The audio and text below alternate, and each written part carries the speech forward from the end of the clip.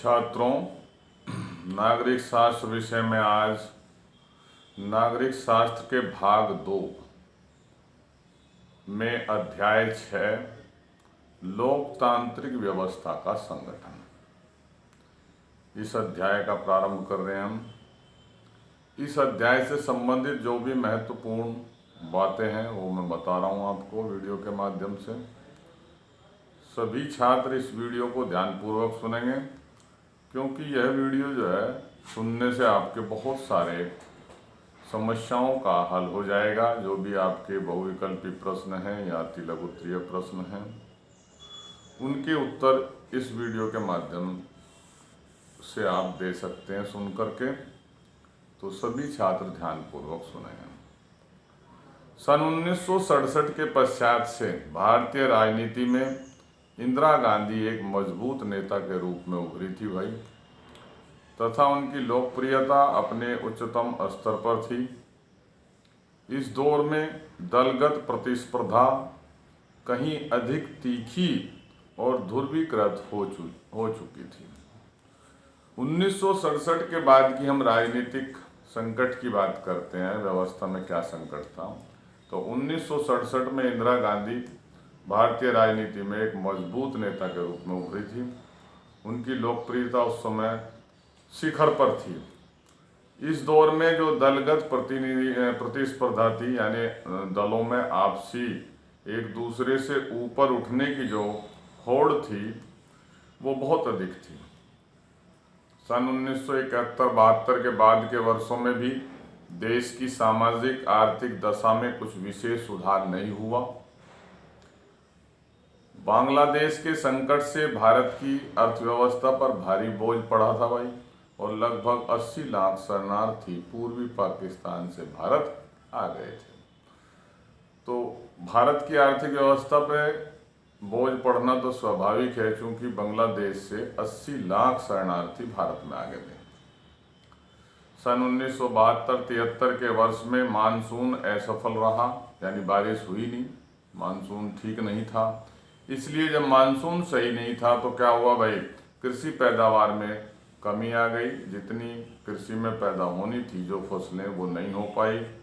आर्थिक स्थिति की बदहाली को लेकर पूरे देश में असंतोष का माहौल था। ऐसी स्थिति में गैर कांग्रेसी पार्टियों ने बड़े कारगर ढंग से जन विरोध का नेतृत्व किया।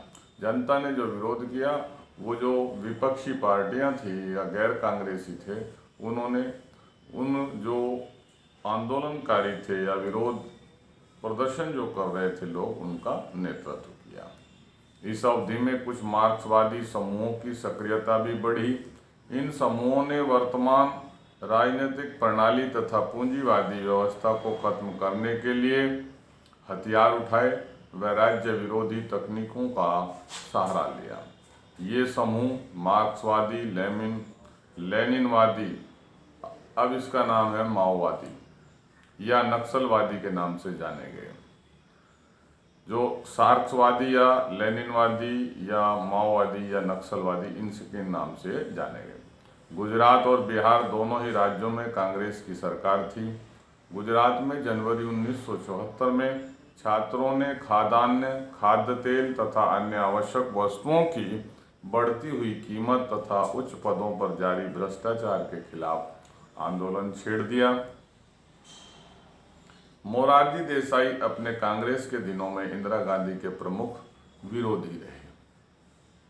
मार्च 1974 में बढ़ती हुई कीमतों, खाद्यान्न के अभाव, बेरोजगारी तथा भ्रष्टाचार के खिलाफ बिहार के छात्रों ने भी आंदोलन छेड़ दिए भाई। आंदोलन के क्रम में इन्होंने जयप्रकाश नारायण शॉर्ट में जेपी को बुलावा भेजा।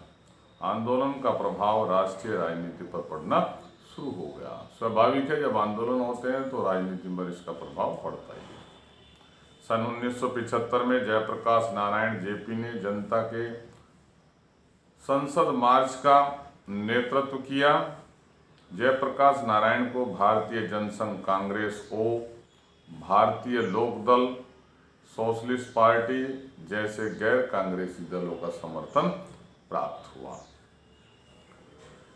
सन 1974 में रेलवे कर्मचारियों के संघर्ष से संबंधित राष्ट्रीय समन्वय समिति ने जॉर्ज फर्नांडीज के नेतृत्व में रेलवे कर्मचारियों की एक राष्ट्रव्यापी हड़ताल का आह्वान किया। केशवनंद भारती के विख्यात केस में सर्वोच्च न्यायालय ने फैसला सुनाया कि संविधान का एक बुनियादी ढांचा है और संसद इन ढांचागत विशेषताओं में संशोधन नहीं कर सकती। अब बात करते हैं सन 1973 में सरकार ने 3 वरिष्ठ न्यायाधीशों की अनदेखी करके इनसे कनिष्ठ न्यायमूर्ति A.N. रे को मुख्य न्यायाधीश नियुक्त किया। यह निर्णय राजनीतिक रूप में विवादास्पद बन गया। 25 जून 1975 के दिन सरकार ने घोषणा की कि देश में गड़बड़ी की आशंका है और इस तर्क के साथ उसने संविधान के अनुच्छेद 352 को लागू कर दिया। इस अनुच्छेद में प्रावधान किया गया है कि बाहरी आंतरिक गड़बड़ी की आशंका होने पर सरकार आपातकाल लागू कर सकती है। तो 25 जनवरी 1975 में ये संविधान में संशोधन किया गया और संविधान के 352 अनुच्छेद के में ऐसा प्रावधान है कि अगर बाहरी या आंतरिक गड़बड़ी की आशंका है तो सरकार इसमें ऐसी स्थिति में क्या लगा सकती है, आपातकाल, इमरजेंसी लागू की गई। तो ये कुछ महत्वपूर्ण बातें थी जो मैंने आपको वीडियो के माध्यम से बताई। इनकी मैं फोटो खींच के भी आपको भेज रहा हूँ, आप वहाँ से भी इनका अध्ययन करेंगे। इससे आपके बहुत सारे प्रश्नों का हल हो जाएगा। इससे आगे की चर्चा हम कल की वीडियो में करेंगे। धन्यवाद।